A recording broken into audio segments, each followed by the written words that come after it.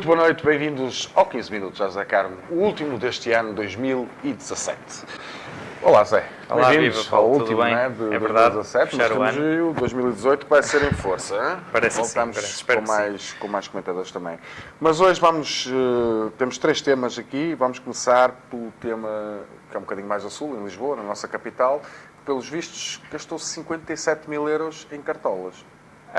Não, eu por acaso até preferia termos começado por outro, mas começámos por este também pode ser. Não, a questão aqui das cartolas, ora bem, esta semana foi notícia que a Câmara Municipal de Lisboa vai gastar 57 mil euros em 30 mil cartolas para a passagem do ano. A minha escolha deste tema tem a ver apenas com uma questão, que é nós, se dermos uma volta aí pelas várias cidades e o que temos assistido, e é óbvio que é sempre num sentido também lúdico, mas também até de promover os comércios locais, etc. Mas a determinada altura, eu acho que de facto entramos num despesismo que um país em dificuldades financeiras, no fundo, e quando ao mesmo tempo vemos nesta época de Natal, principalmente, algumas famílias a passarem dificuldades, que chocam um bocadinho. E, portanto, quer dizer, quando uma Câmara Municipal já chega ao ponto, porque em cima deste gasto das cartolas há mais 75 mil euros de gastos em fogo de artifício por 12 minutos de fogo de artifício, em cima disso ainda há mais 30 mil euros ou 25 mil euros de gastos com uma projeção de vídeo, etc. Quer dizer, a determinada altura, só numa festa de Natal de uma cidade portuguesa, estamos a falar, assim, de passagem de ano, já estamos a falar aqui de 160 mil ou perto disso, 160 mil euros, isto só numa cidade. Depois é preciso juntar todas as outras que também têm as suas festas. E portanto, eu acho que isso choca um bocadinho, principalmente atendendo a que não estamos... Mas choca-te o custo das cartolas ou choca-te o custo que no fundo, choca-me tudo. Eu acho que, quer dizer, eu a determinada altura, esta questão das cartolas acaba por ser é mais uma despesa a somar a tantas outras e que não fazem sentido, não é? Quer dizer, a determinada altura que sentido faz, ou qual é o impacto de dar 30 mil cartolas, quer dizer, isto serve quem, em que propósito, qual é o objetivo, não me parece sequer razoável desse ponto de vista, e daí, por exemplo, a notícia estar a ser as cartolas em si e não a festa como um todo, porque também se calhar 75 mil euros por 12 minutos de fogo de artifício, também se calhar choca um bocadinho. Mas será que não há retorno? Turismo, porque todas as grandes cidades, principalmente a grande capital, fazem sempre um grande evento para atrair turismo. Eu não ponho em causa que haja retorno. Agora, alguém já fez as contas desse retorno? Alguém está a fazer as contas a esse retorno? É que fala-se sempre, o retorno, mas, primeiro ponto, este custo é razoável ou não é razoável? É que eu, a determinada altura, não me parece muito razoável. Quando eu encomendo 30 mil cartolas, se calhar pagar 2 euros por cartola é demais. Eu vejo isto por outras coisas que a gente faz e a outra dimensão que não tem nada a ver com esta, e se calhar conseguimos 50 cêntimos por cartola. Mas eu já nem ponho em questão esse ponto. A questão é, como um todo, todos estes custos, eu confesso que acho que me choca um bocadinho, e se somarmos os vários milhões de euros que, no fundo, todas estas festas têm, e depois ninguém faz verdadeiramente as contas de qual é o retorno que isso vai ter. Porque, repare, nós cobramos 1 euro, no caso de Lisboa em concreto, cobra 1 euro por noite a cada turista que lá vai e que fica e que pernoita em Lisboa paga. E não turista. Não, turista, no fundo, é turista para a cidade. Independentemente de onde vier. Ainda há pouco tempo alguém foi em negócio e pagou 1 euro. Pronto, mas é turismo de negócios, não é? No fundo. Okay. Mas, para efeitos de Lisboa, é uma pessoa de fora que vem lá dormir. E paga 1 euro. E depois, quer dizer, 57 mil, isto é o equivalente à estadia de 57 mil noites desses turistas. Quer dizer, faz sentido cobrar taxas turísticas para depois as gastar em cartolas? Pois, qual é o retorno disso, efetivamente? E a minha questão é muito essa. Há muitos gastos. Isto são daqueles gastos, de facto, que me parecem completamente supérfluos, que não acrescenta nada a uma noite de fim de ano, e que a determinada altura, quer dizer, vai ser por aqui, vai ser estas cartolas é que vão trazer mais turistas a Portugal. Os turistas agora vão vir a Portugal porque têm cartolas no fim de ano lisboeta. Claro. Eu, sinceramente, mas será, nós, e em continuação disto, passamos para o segundo tema, mas faço aqui uma ponte, porque a lei de financiamento dos partidos, e muito deste dinheiro que se financia aos partidos é para isqueiros, é para canetas, é para também para bricolagem, para dar às pessoas. Sim, mas será que isso também faz sentido? Pronto, isso é outra questão e, portanto, a questão não é se faz sentido ou se não faz sentido, é o propósito com que se faz. E a verdade é, uma coisa é o dinheiro das câmaras, outra coisa é o dinheiro dos partidos. Sai do Orçamento de Estado. E não só. E é esse um dos pontos, ou um dos problemas desta alteração à lei de financiamento dos partidos.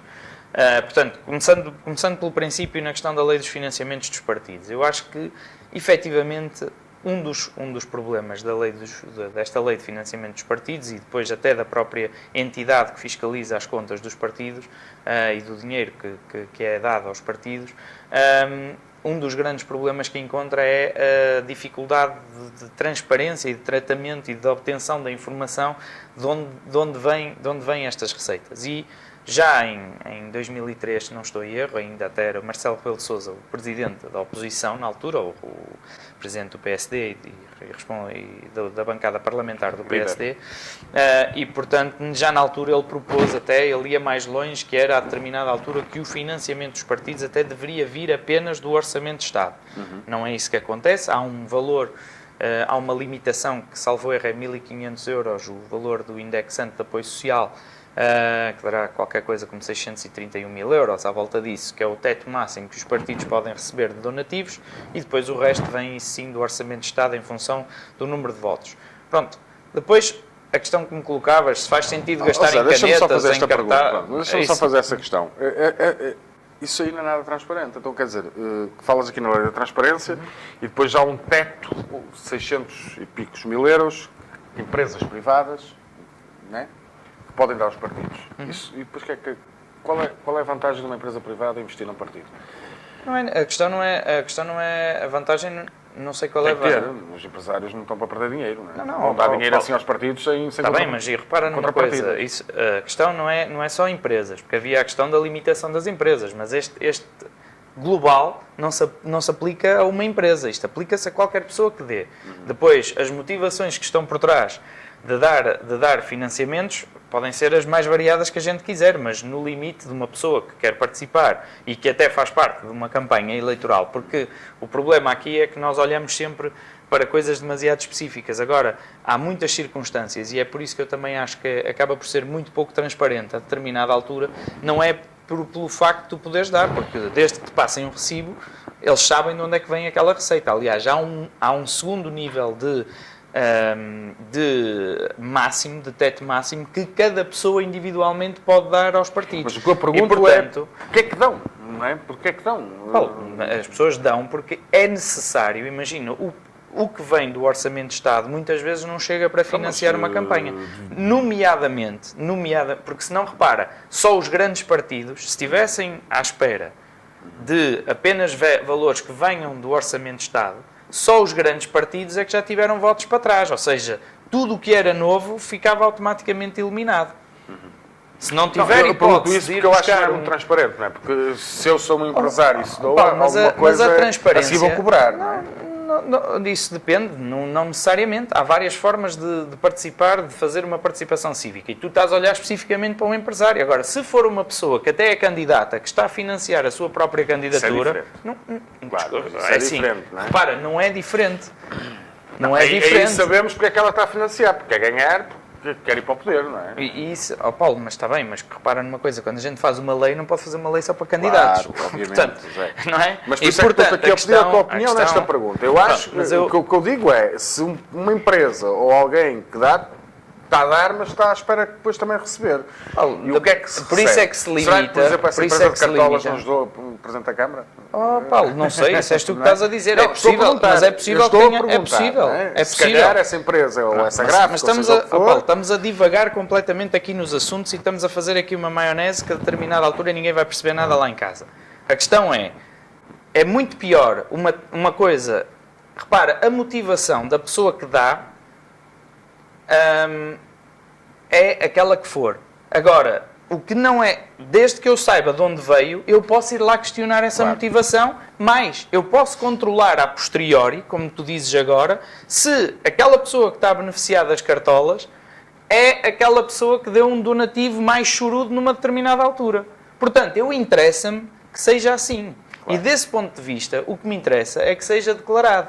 E se eu limitar o valor dos donativos, eu sei que aquela pessoa só pode dar até um determinado valor. Portanto, eu não sei se este é o melhor caminho. Eu sou-te sincero, eu se calhar até preferia mais que dessem um incentivo fiscal para que as pessoas contribuíssem para as campanhas, porque eu assim tinha a certeza que todas as pessoas que contribuíram para uma determinada campanha pediam um recibo para colocar no seu IRS. Exatamente. E isso sim permitia-me o controlo, e aí sim eu podia ir perguntar-lhes, olha, qual foi a sua motivação para dar um investimento tão chorudo a esta campanha?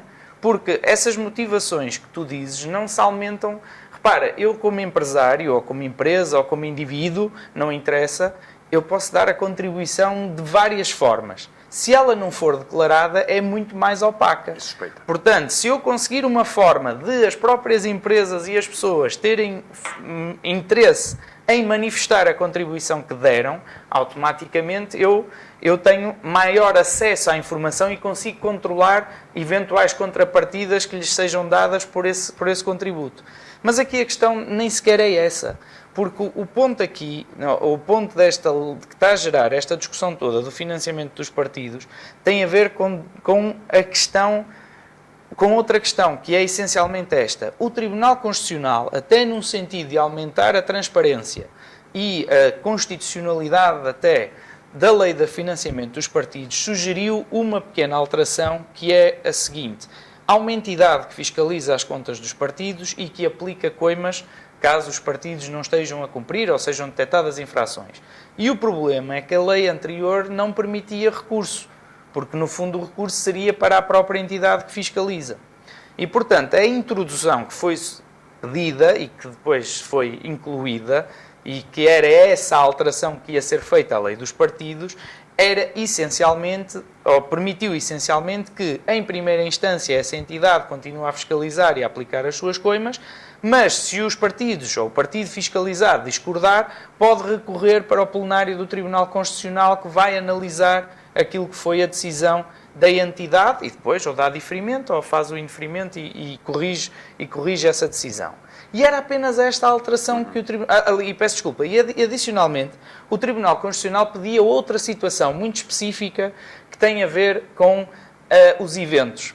Porque, por causa da limitação, destas limitações que existiam, nomeadamente deste teto máximo que existia, colocava-se o problema do enquadramento da festa do Avante, por exemplo, ou da festa do Chão de Lagoa, na Madeira. Mas principalmente o do Avante, que não passam, ou melhor, não há faturas. Mas nem é essa a questão. A determinada altura, imagina que se passava as faturas todas e que estava tudo direitinho. O problema é que excedia claramente aquilo que era o limite que era possível e, portanto, levantava uma série de questões, porque, de facto, quando a lei foi feita, e também, embora até já existisse a festa do Avante, provavelmente seria noutros termos, mas a verdade é que ela não está feita para a realização de um evento da dimensão da festa do Avante, que depois ganhou a dimensão da festa do Avante, e portanto não dá resposta a isso.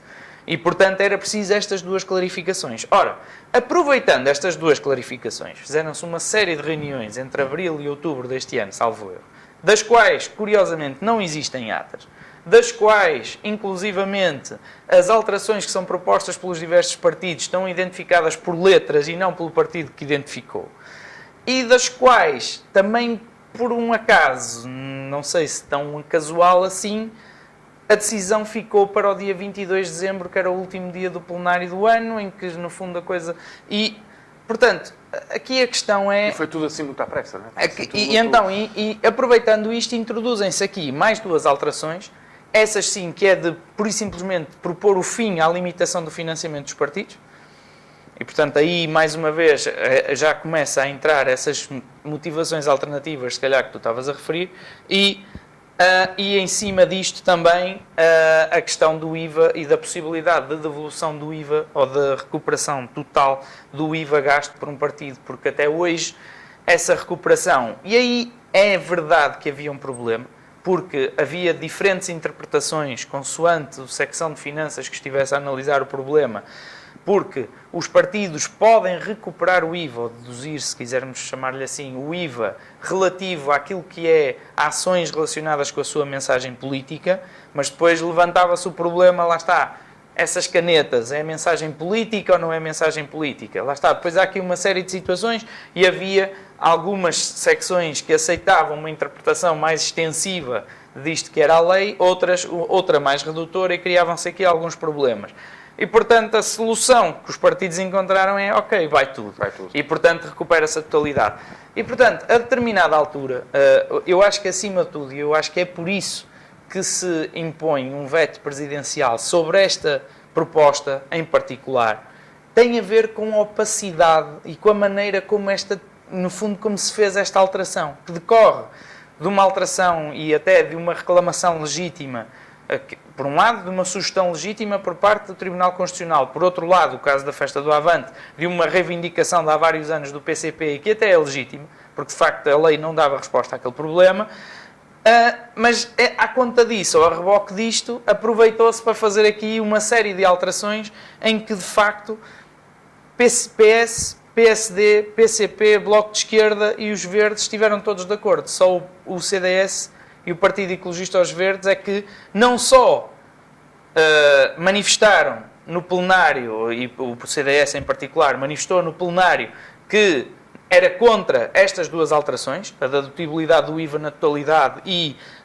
do fim ao limite do financiamento dos partidos, como votaram contra depois em sede de votação, porque a discussão no Parlamento durou 16 minutos. Foram 16 minutos e arrumou-se esta questão numa coisa que é quase que é fundamental ao funcionamento dos partidos e que é fundamental à democracia portuguesa.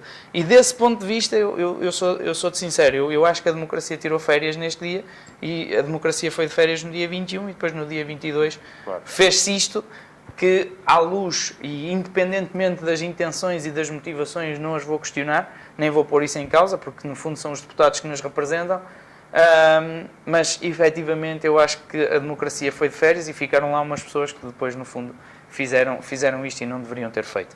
E desse ponto de vista isso é a parte mais grave da questão, porque a lei tem que ser alterada, ela não dá resposta de facto, se calhar implica alterações profundas mesmo ao nível daquilo que é as declarações que são exigidas para efeitos de contribuição. Há outras questões também muito graves e quem anda, por exemplo, em campanhas autárquicas locais sabe claramente as dificuldades que tem, nomeadamente em conseguir muitas vezes financiamento, porque depois a gestão deste dinheiro é feita centralmente pelos partidos em Lisboa, o que complica muito a vida para aquelas freguesias que, quanto mais afastadas estão da capital, mais dificuldade também muitas vezes têm, não é necessariamente assim, mas muitas vezes é. Também relativamente ao financiamento dos independentes, é claramente discricionária para os independentes, dificultando muito mais aquilo que porque os partidos acabam por ter uma estrutura de reporte de contas já, no fundo, profissionalizada e uma campanha independente é muito mais difícil, no fundo, conseguir dar cumprimento a essas exigências. Portanto, há aqui vários aspectos que têm de ser revistos e que deveriam ser revistos, mas limitámos-nos, no fundo, a estas. Muito bem. Zé, o PCP lançou um cartaz. Isto prova de alguma forma que a geringonça, eles estão a afastar-se um bocadinho da geringonça? Não, isto acima de tudo vem, e nós já comentámos isto aqui no passado, e acima de tudo é uma coisa que já é expectável, ou seja, o que é expectável que vá acontecendo é que o PCP foi claramente o grande derrotado das últimas autárquicas. O Bloco de Esquerda não tinha representação autárquica, portanto, vai manifestando, ou vai tendo nuances de manifestação, como aquela que aconteceu no Orçamento de Estado, em que dizia que era contra, mas depois vota a favor, e dizia que havia muitas coisas que estavam erradas, mas vota a favor, e, portanto, vai falando e viabilizando. O PCP faz esse papel no Parlamento, mas depois, claramente, já ao nível até daquilo que tem acontecido na Alta Europa e naquilo que têm sido as manifestações organizadas pela CGTP e, no fundo, maniatadas pelos seus funcionários nas centrais sindicais, tem-se notado que a mensagem do PCP no Parlamento ainda vai permitindo algum alinhamento com a geringonça, mas claramente e cada vez mais vamos assistindo a manifestações de rua e outro tipo de iniciativas contra o governo. Este último cartaz é apenas mais uma prova disso, em que o Orçamento de Estado foi aprovado pelo PCP, como nós vimos, Claro. mas depois lançam um cartaz para a rua a dizer que o CDS propôs 600 euros de salário mínimo, mas o PS é que recusou. Portanto, aqui reparem, um ataque concreto ao partido que está no governo, neste caso, e portanto é muito objetivo e muito... O PCP propôs, se falaste em CDS. Não, o PS recusou, peço desculpa. O CDS recusou de certeza porque votou contra o orçamento. Mas a questão é, o PCP propôs o aumento do salário mínimo para 600 euros e o PS é que recusou. Portanto, e desse ponto de vista, há um ataque muito objetivo ao líder da geringonça, direto, que está na rua, num cartaz, e que, portanto, eu acho que isto é apenas uma nota de reflexão agora para o próximo ano que aí vem, e acho que durante este ano o que vamos assistir é cada vez mais manifestações desta natureza em que o PCP, claramente para agradar àquele que é o seu eleitorado tradicional, vai ter que se demarcar cada vez mais do PS e vai arranjar a determinada altura aqui um problema Zé, do governo. antes de terminarmos, do ano inteiro, isto não estás preparado porque não te pedi, mas qual foi o tema que mais destacas deste ano? Bom, acho que... acima de tudo, aquilo que eu acho que do ponto de vista da economia tem de ser destacado e bem, é de facto o facto de Portugal ter saído do rating do lixo. Acho que é o aspecto mais importante do ponto de vista económico que destaco.